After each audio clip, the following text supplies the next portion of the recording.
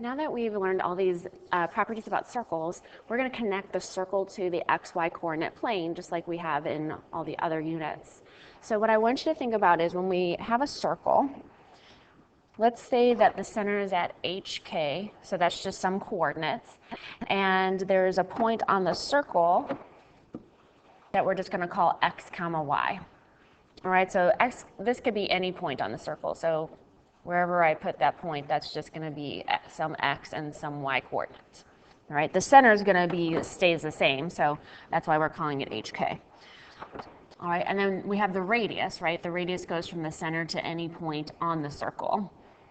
Well, if I want to find how long that radius is, I can just do distance formula, and that would look just like this. So I would do x minus h, so this is like my x2 minus x1, and then my y minus k, that's like my y2 minus y1, part of my formula, right, for distance.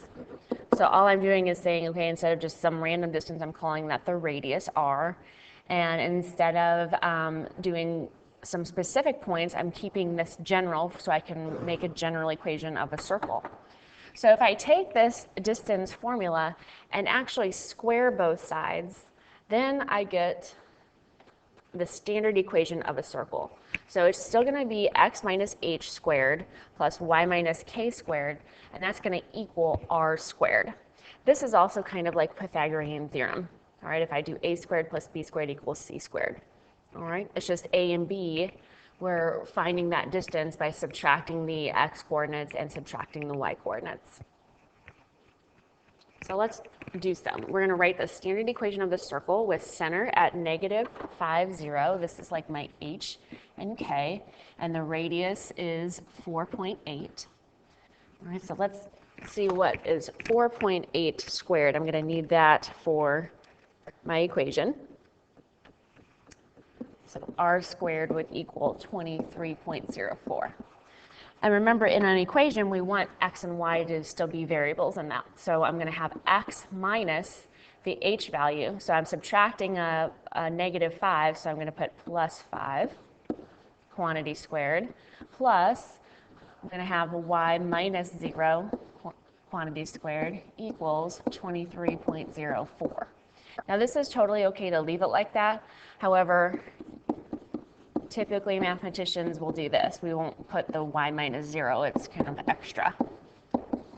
So that would be the equation of that circle. All right, so let's look at another example. We have a point, 2, 1 is on the circle, and we have the center. We want to write the equation. Do you notice that we don't have the r? So there's a few ways you can do this. You can find r by doing the distance formula, or you can plug points in to the formula or the standard equation of a circle. So this is some random point on the circle, so we'll label that xy, and then this is the center hk. So I'm going to have h, which is 4, minus my x, or no, x minus h, pardon me, 2 minus 4, quantity squared, plus, and then I'm going to have y, which is 1, minus a negative 3, so that's plus 3, quantity squared, equals r squared. So if I do this, order of operations, do inside of the parentheses first, so I'm going to have negative 2 squared plus 4 squared equals r squared. I'm going to have 4 plus 16.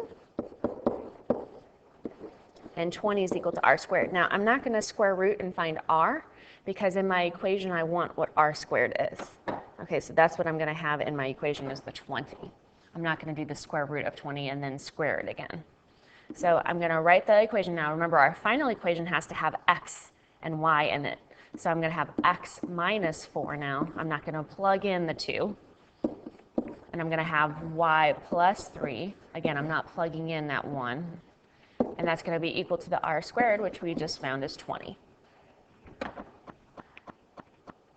Now let's actually graph it and see how we would do that. So if I'm given the equation, then I'm going to pull the center from that and then the radius.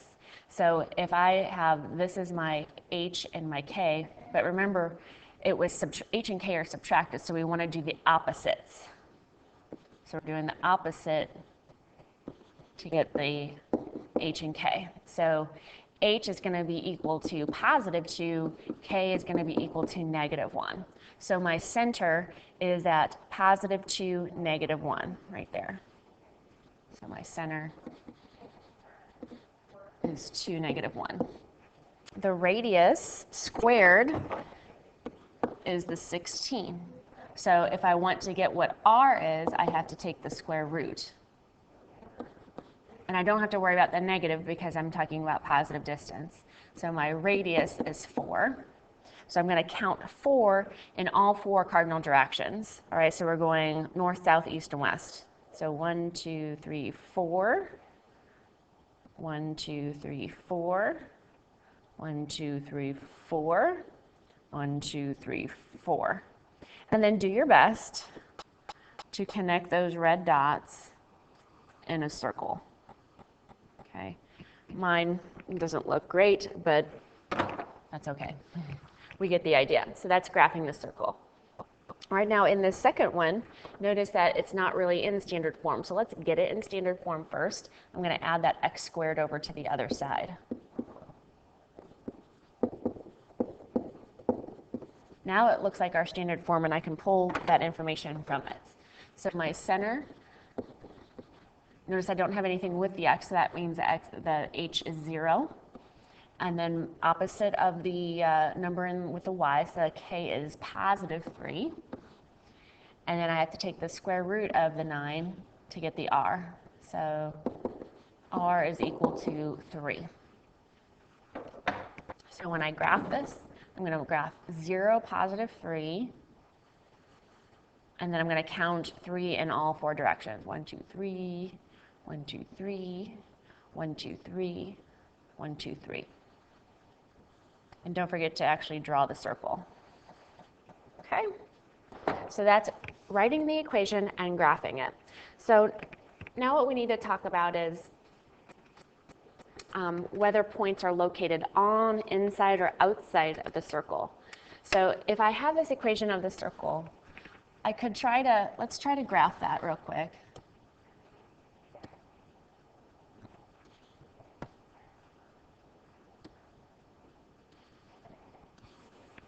Sorry, I had to pull up a graph. All right, so if we graph this, my center of here's my equation. My center is at 13, 6, and my radius is 3. So let's graph that. I'm going to go by 2 since I have 13. So this is going to be 2, 4, 6, 8, 10, 12, 13 would be in the middle there. And then 2, 4, 6. So there's 13, 6. And then radius is 3, so that's 1.5 squares. So that's out here.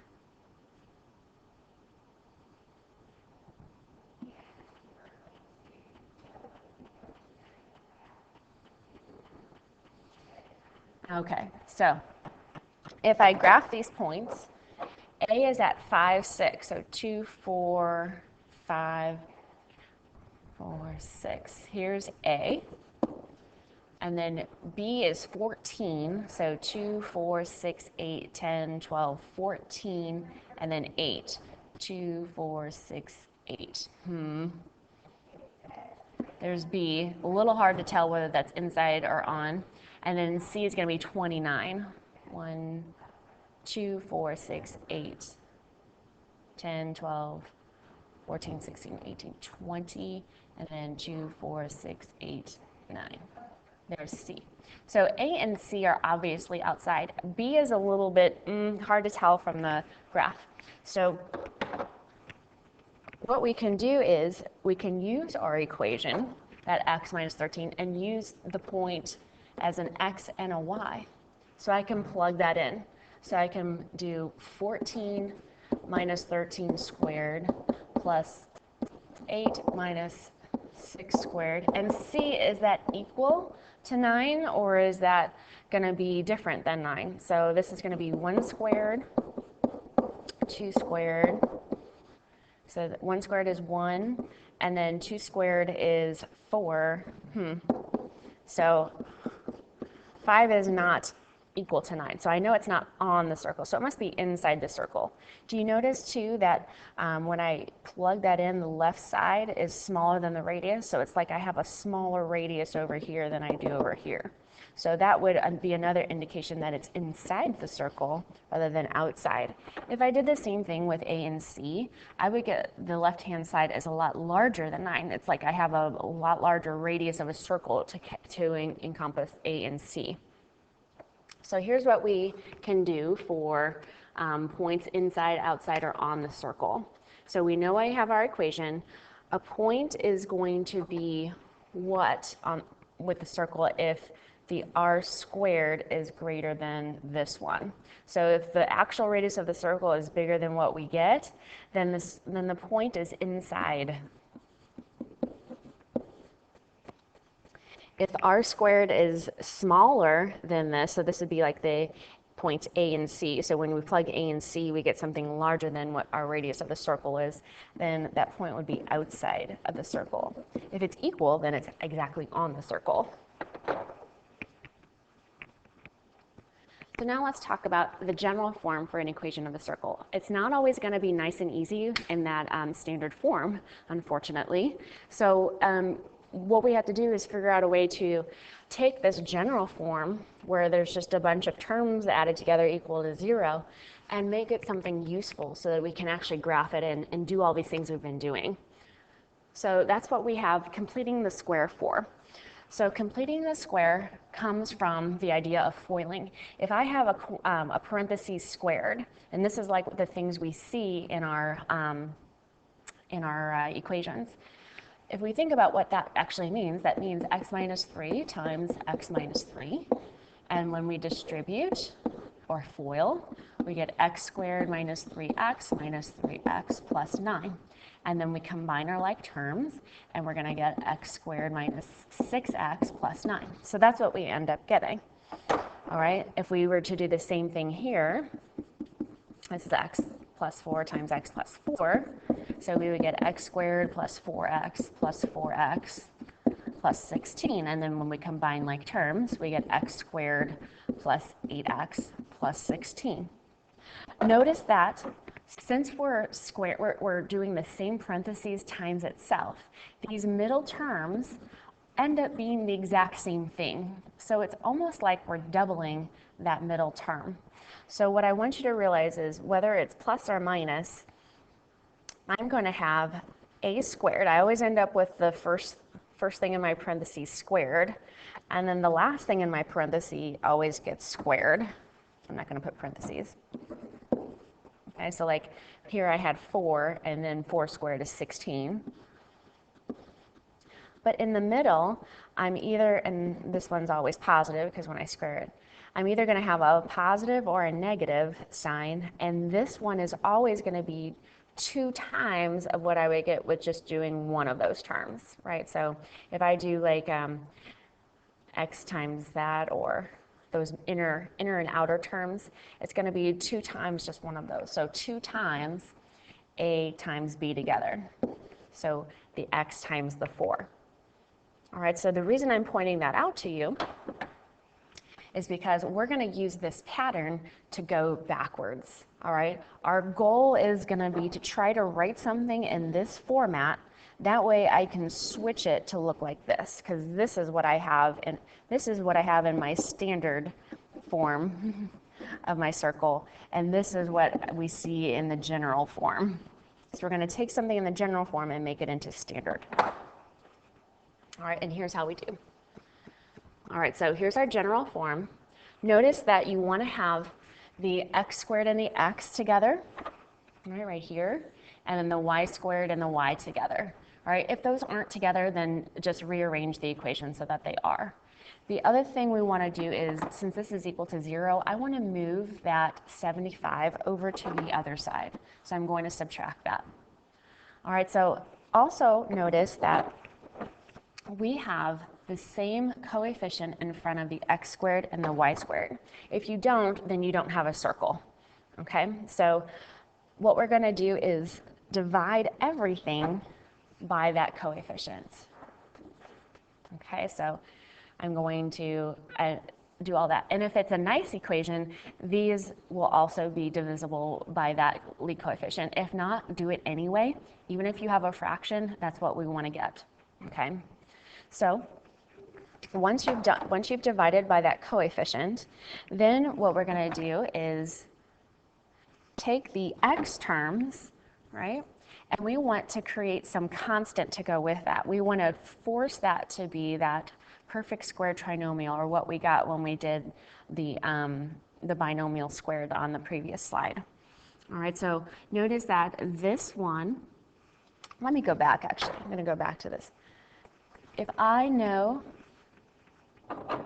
this middle term, but I don't know what this term should be, think about what I have to do to get there. To get from 8 to 16, and I know we could double it because that happened to be, but that wouldn't work for going from 6 to 9, right? So in order to do that, and have it work the same way each time, I'm going to go through the way I got to that 6. The way I got to that 6 is I doubled the 3. So I'm going to take this middle number and divide it by 2 to get that 3. And then I'm going to take that 3 and square it. So what we're always going to do is take that middle number, we call that b, right? Divide it by 2, and then we're going to square it. So if I take -4 divided by 2 and square it, that's going to give me -2 squared, which is 4. So I know that in this little spot right here, I should make this 4. And then over in this one, with the y's, I'm going to do the same thing. I'm going to do 10 divided in half, and then square it. So that's going to be 5 squared, which is 25. And that goes in that spot. Okay, so all we did was add a 4 and a 25 on the left-hand side. So if we do that on the left-hand side, in order to keep this equation balanced, we need to do that on the right-hand side as well. Okay, that makes sense? So why did we do all of that? Again, I want this to be a perfect square trinomial. That's what we call that, or so that I know that this will reduce down to a binomial squared. So when I have this, that I can rewrite as x minus 2 squared. When I have this, I know it'll be y plus 5 squared. Now, you can either get to that by factoring it, or you can know that whatever you get for this b over 2, that's going to be what's in your parentheses. So notice that when we did b over 2, we got -2.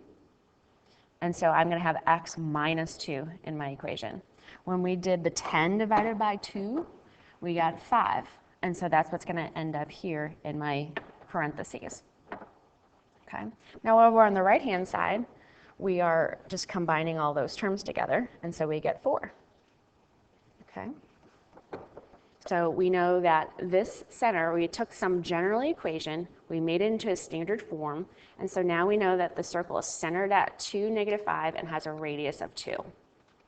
Okay, so we could actually graph it. So 2, -5, 1, 2, 3, 4, 5, and then we have a radius of 2. Make sure you have some good notes on that, and then we're going to do another example. Okay, so we're going to complete the square to rewrite this equation. Notice that the x's and y's are not together on this one, so I'm going to move them so they're right next to each other. So I'm going to put the 8x here, and then the y squared with the 16y, and then I'm going to move that 31 over to the other side. Okay, so first step, always get things in order. Okay, next step, we're going to create that blank space for the constant for each variable. I did skip a step, but that's because we didn't have to do that. Notice that the lead coefficients in front of x squared and y squared, those are just 1. So if I divide by 1, then I'm going to get the same result. If there was anything else in front of those two terms, then we would divide by that first before going on to this step. All right, so we have our parentheses, and then I have -31. And then don't forget, I like to put blanks here and here. That way I don't forget to add it to the other side. That's a common mistake people make, is they add it over on the left, but then they don't add it on the right. Okay, so we're going to do our middle number, 8 divided by 2, and square it. So that's going to be 16. I'm going to do the same thing for the y's. Take negative 16 divided by 2, which is negative 8, and then square that. So that'll be 64. And I need to make sure to add those same numbers to the other side. Keep that balanced. All right, so now if I go from this 3 term with the x's, I want to go to something squared.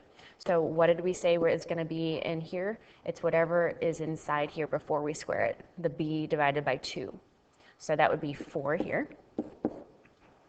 Over here, we're going to have y and something squared. So whatever we got in here, negative 16 divided by 2 is negative 8. So negative 8 goes in there. And again, if that doesn't make sense to you, go back and just factor these. All right, so what 2 factors multiply to give you 16, add to give you 8? Well, that would be 4 and 4. And then for the y's, what 2 numbers multiply to give you 64, add to give you negative 16? Well, that would be negative 8 and negative 8. And then on the right-hand side, if we do all of these numbers added together, that would give me 49. So then we can take the standard equation and write the center, which is negative 4, 8. And then the radius is the square root of 49, which is 7. And then we could graph that. So negative 4, 8, that would be 1, 2, 3, 4. 1, 2, 3, 4, 5, 6, 7, 8 right there. And then 7 is going to be way up here. So 7. Off my graph. And it's this big circle.